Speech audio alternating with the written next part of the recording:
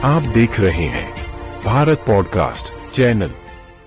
कानपुर के जाजमऊ थाना क्षेत्र के दीदार नगर बस्ती में रहने वाली शाहीना ने अपनी मां को ओमान से सुरक्षित वापस लाने के लिए प्रधानमंत्री नरेंद्र मोदी और मुख्यमंत्री योगी आदित्यनाथ से भावुक अपील की है। शाहीना का कहना है कि करीब 3 महीने पहले लखनऊ निवासी एक युवक ने खुद को एजेंट बताकर उनकी मां फरीदा को अधिक कमाई का लालच देकर ओमान भेजा था। एजेंट ने दावा किया था कि वहां खाना बनाने का काम है और अच्छी सैलरी भी मिलेगी, जिससे परिवार की आर्थिक स्थिति सुधर जाएगी। रिश्तेदारों के माध्यम से पहचान होने के कारण परिवार ने उस पर भरोसा कर लिया। शाहीना के मुताबिक 28 अक्टूबर को एजेंट ने बिना किसी मेडिकल जांच के उनकी मां को ओमान भेज दिया। ओमान पहुंचने के बाद शुरुआती दिनों में फोन पर बातचीत हुई। मां ने बताया कि वो सुरक्षित पहुंच गई हैं और उन्हें खाना बनाने की नौकरी भी मिल गई है, लेकिन कुछ ही दिनों बाद अचानक उनका फोन बंद हो गया। इसके बाद जब परिवार ने एजेंट से संपर्क किया तो वो लगातार टालमटोल करता रहा। जब पुलिस में शिकायत की बात कही गई तो एजेंट ने धमकी देते हुए कहा कि अगर मां को वापस चाहिए तो 1 लाख रुपए का इंतजाम करना होगा,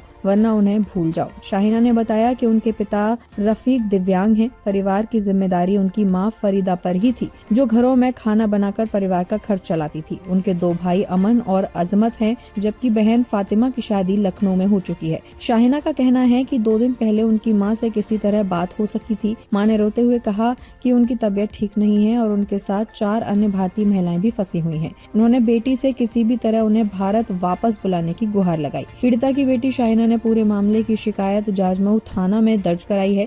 पुलिस का कहना है कि मामले की जांच की जा रही है और एजेंट की भूमिका की पड़ताल भी की जा रही है।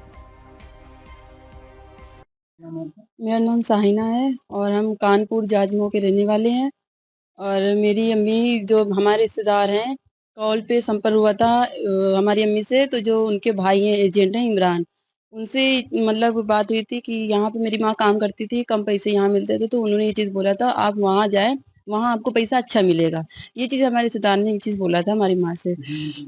ये हो गया 3 महीने पहले, 3 महीने पहले की बात है। फिर उसके बाद हमारी अम्मी से ये भी कहा गया था आपका एक पैसा नहीं लगेगा, आप एकदम फ्री में जाएँगे। और एक तरीके से 3 महीने के विज़िट वीज़ा में मेरी अम्मी गई हैं। मेरी अम्मी कोई कॉन्ट्रैक्ट साइन नहीं हुआ है कि 2 साल का या 1 साल का, 3 महीने के विज़िट वीज़ा में गई हैं। 28 तारीख को 3 महीना हो जाएगा।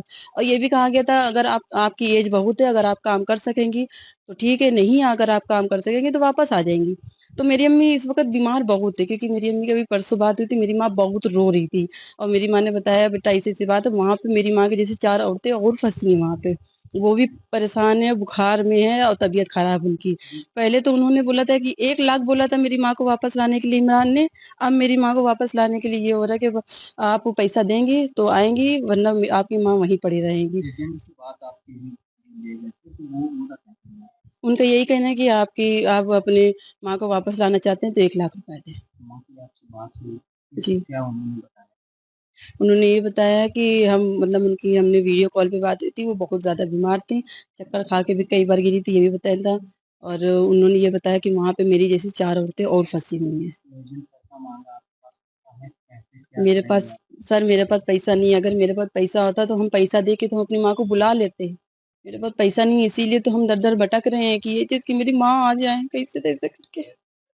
सरकार से मेरी यही है कि हम जांच की पुलिस से भी हम ये चीज़ दरख्वास्त कर रहे हैं, हाथ जोड़ के बोल रहे हैं, और योगी मोदी जी से ही बोल रहे हैं कि मेरी माँ को भी वहाँ से लिए हैं और जो 4 औरतें फँसी हैं उनको भी लिया है।